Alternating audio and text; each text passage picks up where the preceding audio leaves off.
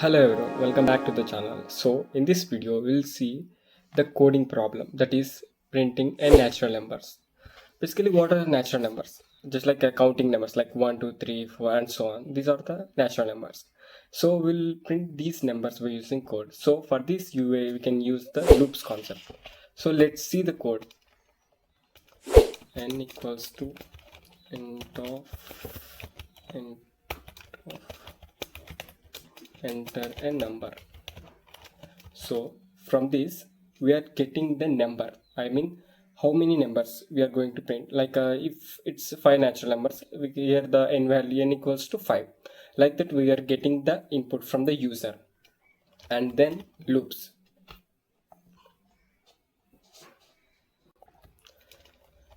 For I in range of 1 comma n plus 1.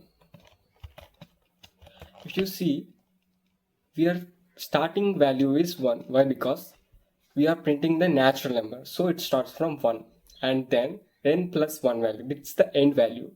Why it's n plus 1 means here when in Python we are in for using for loop, it just prints the end of the number. I mean if it's 9, it print up to the 8 values, like that. So if you are printing 5 values, we are giving 5 plus 1. Here the I is its iterative value, so here the from starting value it's 1 and 2 3, like that it will move.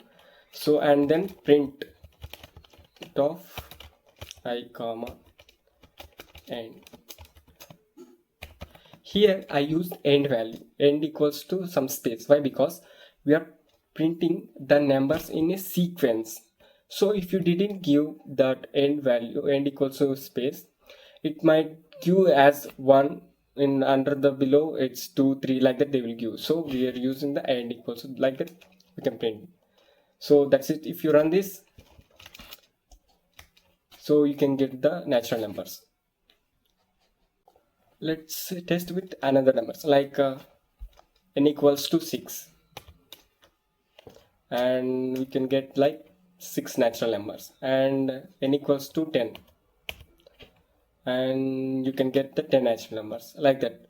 So that's how we print the n natural numbers.